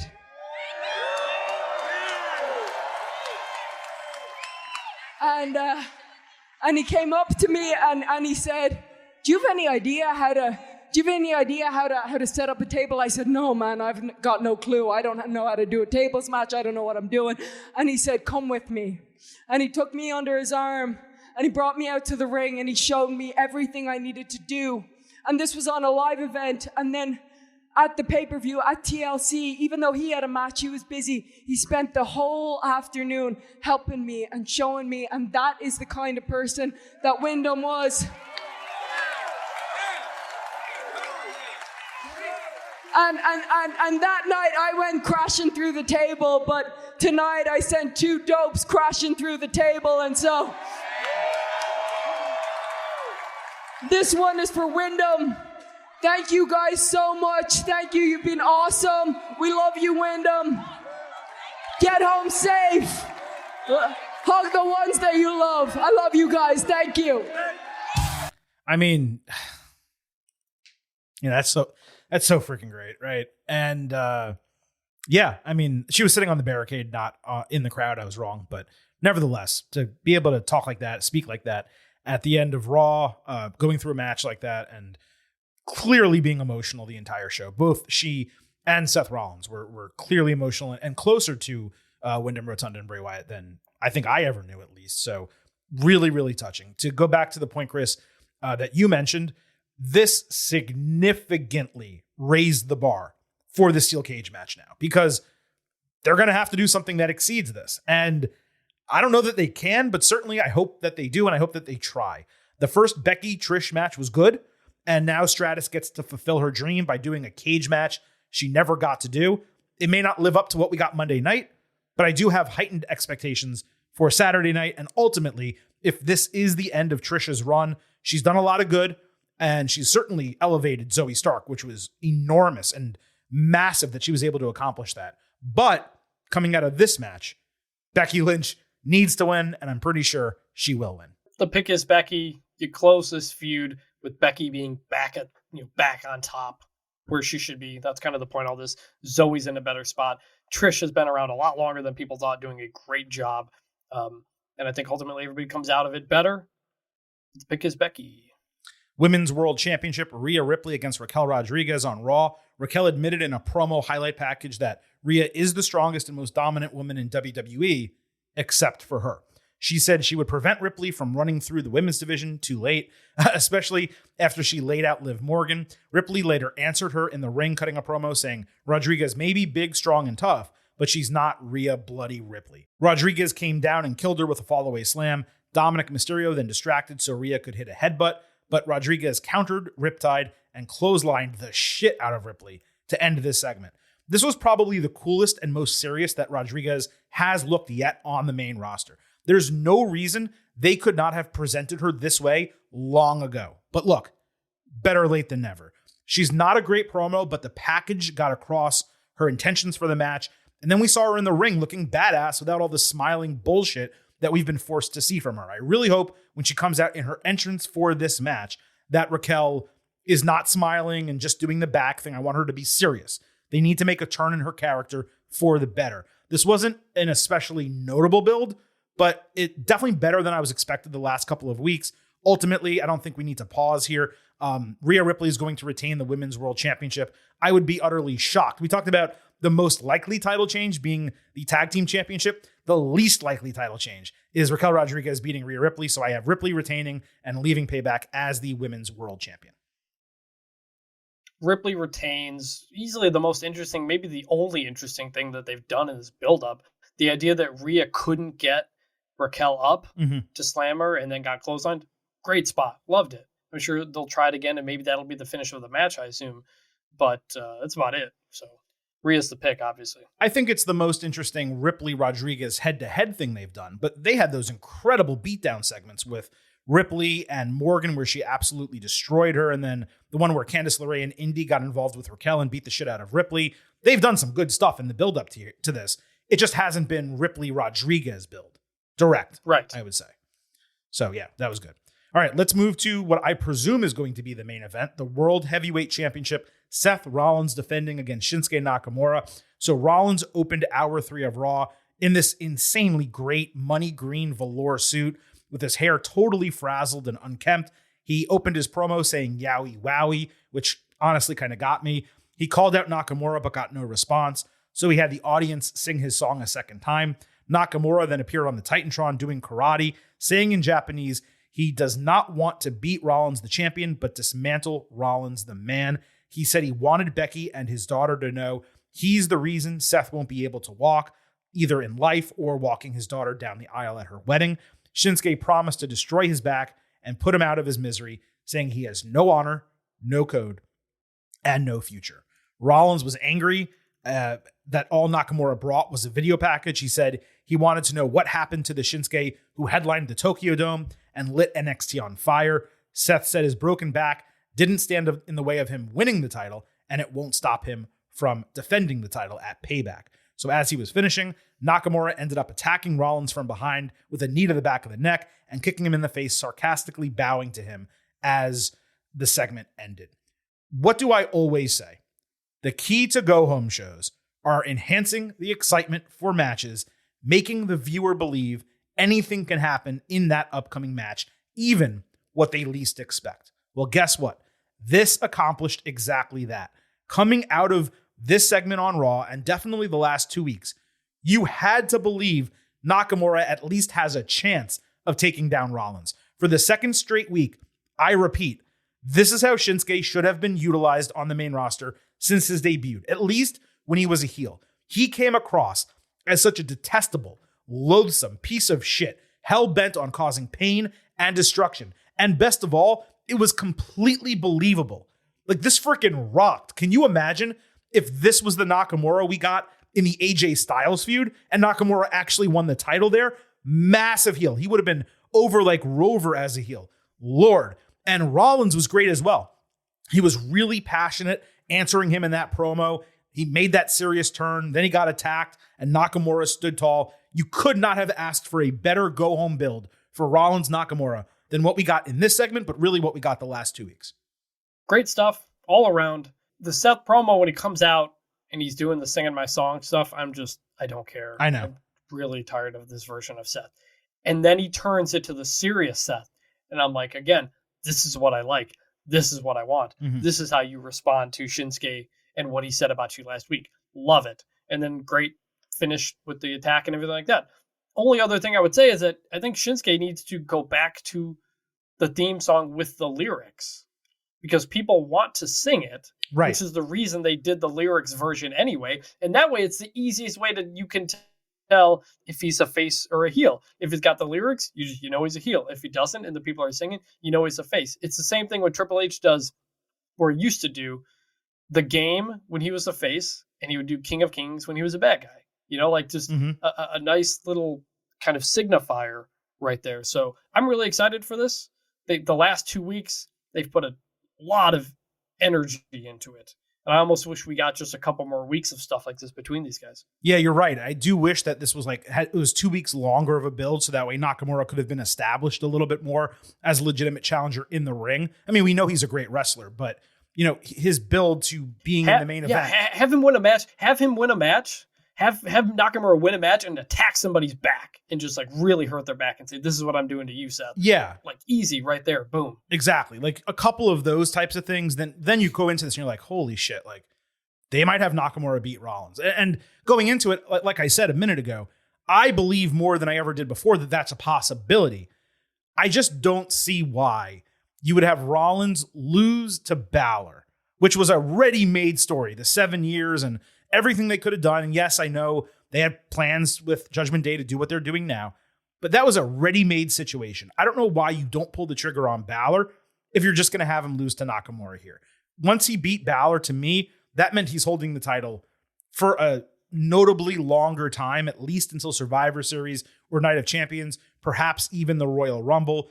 Maybe Gunther at some point loses the Intercontinental title. He wins the World Heavyweight Championship and takes it into WrestleMania. Maybe that is the WrestleMania match. Rollins, Gunther beats him for it at WrestleMania, a big heel establishment victory. There's a lot of different things that they can do. And of course, Damian Priest cashing in as well is another option, both on this show or in another circumstance. But Chris, they're telling this back injury story, right? And Priest does have the Money in the Bank briefcase. I know I gave some Booking the Damn Territory earlier, some Attitude Era style booking. They could possibly do that. KO and Sammy retain the title, and then Priest wins here, and that further splits Judgment Day because now Balor is jealous that he's World Heavyweight Champion. Nakamura destroys Rollins' back and creates the opening for that to happen. There's a lot of different options. Another option, Nakamura destroys his back, but there's no cash-in.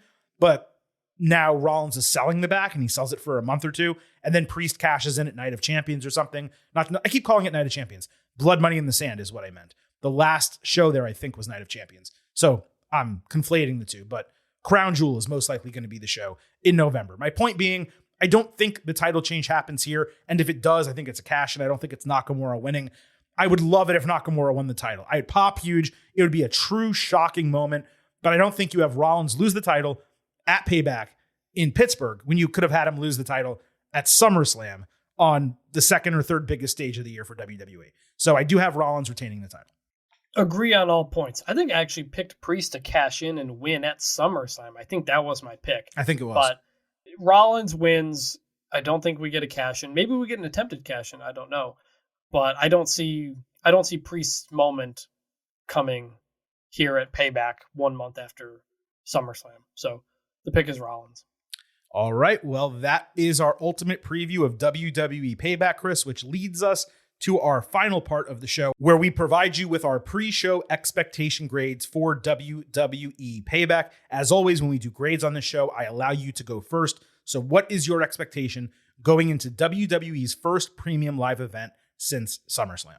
So, for this entire build, I kept thinking about Payback. I'm like, this isn't even a B-level pay-per-view. This is a C-level pay-per-view. And then I pulled up the card, and it's only 6 matches, but 5 of them I think are really interesting. Other than probably the US Championship. I probably won't care about that. But I think Rhea versus Raquel will be interesting, even if we know who's going to win.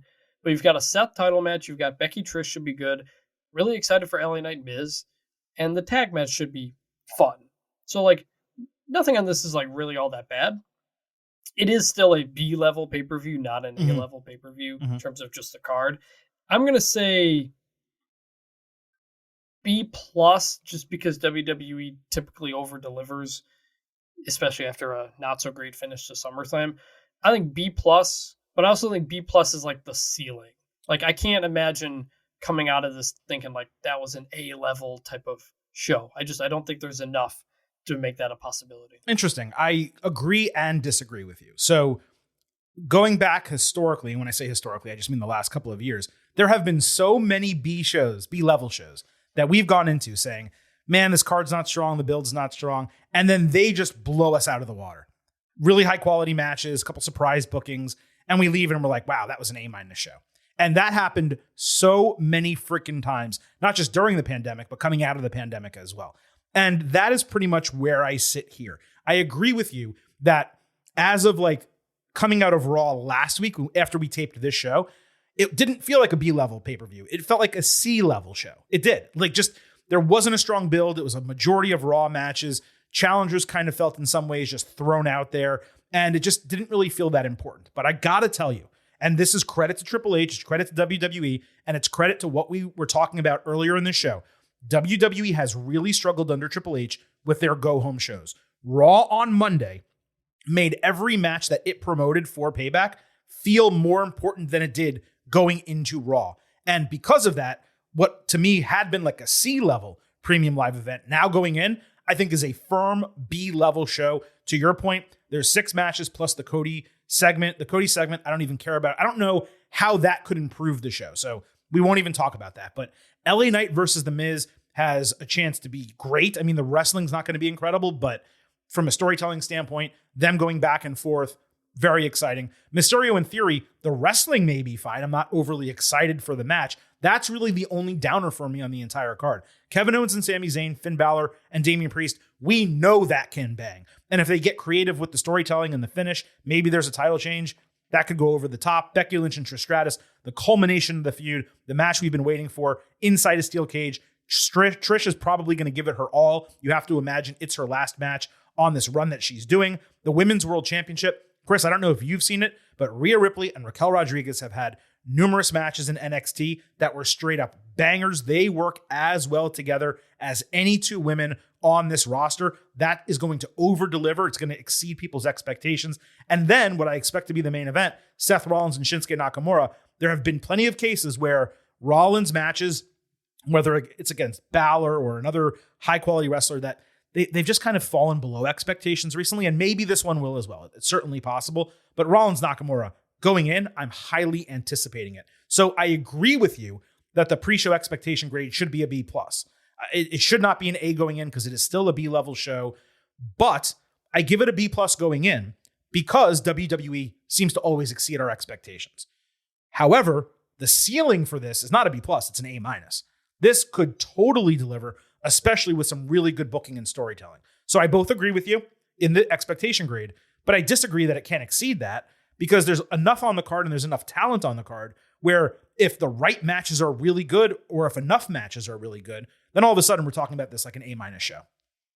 Yeah, it's possible. I just think like we've had a ridiculous run of WWE shows this year up until an okay SummerSlam, where just there was moment after moment, this after this. We just came off of All In, which I gave an A, and I think you gave a low A, right on the A- range. And so, like, I just think 94. The bar is really high, and I don't expect to come out of this thinking like, man, this was only a notch below All In. So, like, we'll see. Maybe they'll surprise us. Maybe so we'll get a Nakamura championship or something like that. They could do some things. I'm just trying to think, will they be able to create enough moments out of this? We'll see. I don't think you can really grade shows that way. Like when we talked about All In, for those who listened to the instant analysis and for those who did not, we did ultimately compare it to SummerSlam, but I didn't grade it compared to SummerSlam. I graded it on its own merits. And then I just pointed out that it was a better show than SummerSlam. But you have to look at each show in its own vacuum on how entertained you were, how good it was. And saying that, just for an example, Payback is a 90 out of 100. Let's make believe that's the grade I give it. And All In was a 94. They're totally different shows. One had 11 matches in front of a huge crowd where perhaps the crowd and the environment boosted it up. Whereas this one's going to be in front of a much smaller crowd, obviously, and there's only 6 matches on the card, but maybe 5 of the matches are straight up bangers. That can be an A- show. Just like a WrestleMania can be great or a WrestleMania can be terrible, a B-level show can be great or a B-level show can be terrible. So, I mean, when I grade them on their own merits. I don't compare. If we did compare, then it would be very difficult because think about how many shows over the last couple of years we've given B+ or A-, where if you actually compared them to each other, you would say, well, maybe this one was actually better than that one. It's very difficult to do that. No, right. But shows that were a week apart, not to mention there's going to be another AEW pay-per-view this weekend as well. I think it's natural to compare the three of them when they're all taking place at the same time, just because I'm not saying you can't compare them. Your feelings from that time. I'm not saying you can't compare them. What I'm saying is I wouldn't grade one based on the other, is what I'm saying. I think it's fair to compare and say, hey, we did it All In SummerSlam. We directly compared them, but both of those were stadium shows, and one disappointed where another exceeded expectations. What I'm saying is I'm going to grade when we do our instant analysis, just like every instant analysis, I'm going to grade Payback for what Payback was. And if it was really entertaining to me, then it possibly could get an A- or better. I doubt it'll get better. But it could get that. I don't think the ceiling is B+ just because it's a B-level show. I don't think that's fair. Maybe I think it's the Grayson Waller, Cody Rhodes segment that'll put it over the top. If they do something with that, perhaps we will, or you maybe will change your tune. But nevertheless, folks, that was our WWE Payback Ultimate Preview, and I appreciate that all of you were here for it. I would be remiss if I did not point out once again before we get out of the show that we did have an AEW All In instant analysis from Sunday that you should definitely listen to. And if you don't do AEW or you do want to hear our tribute episode for Bray Wyatt and Terry Funk, we're very proud of it. Myself, Chris, and Jack Crosby, who joined us for that show. It is in our podcast feed 2 episodes back. Please be sure to listen to that as well. In terms of what's coming up for the rest of the week here on the Getting Over Wrestling podcast, we will be back Wednesday with a special NXT episode. We're doing it on its own because on Thursday, we're going to have your AEW All Out Ultimate preview. We will not have any live shows on Twitter Spaces this week. It is week 1 of the college football season. Vintage Chris Vanini and your boy, the Silver King Adam Silverstein, both work in that sport, and we will be extremely busy. So we're not going to be able to do the live show. However, Saturday night, as soon as WWE Payback goes off the air, we will have your instant analysis episode. And again, Sunday night, as soon as AEW All Out goes off the air, we will have your instant analysis episode. So another 5-episode week coming off our last 5-episode week, 10 episodes, 2 weeks, right here on the Getting Over Wrestling podcast. And if you perhaps want to say thank you to us, there's a couple things you can do. First, you can remember that this podcast It's all about the five. So please head over to Apple Podcasts and Spotify. Leave a 5-star rating on Apple. If you leave a 5-star written review, number one, we'll appreciate it, but we will show that appreciation by reading it live right here on the show. You can also remember, I happen to love the number 5. and for $5 a month or $50 for the entire year, you can become an official Getting Overhead. Just visit buymeacoffee.com/gettingover. Sign up. You will get bonus audio. You will get news posts, and your financial contributions will directly support the Silver King, Vintage, and the continuation of the Getting Over Wrestling podcast. Lastly, don't forget to follow us on Twitter at Getting Overcast for episode drops, news, analysis, and highlights, but also so you can vote in our pre- and post-show polls this week around WWE Payback and AEW All Out. Thanks once again to Vintage Chris Vanini for joining your boy, the Silver King, Adam Silverstein, right here on the Getting Over Wrestling podcast. It has been an emotional week, but we have absolutely loved to bring this show to you. For Chris, this is Adam signing off and leaving you with just 3 final words. Follow the buzzers.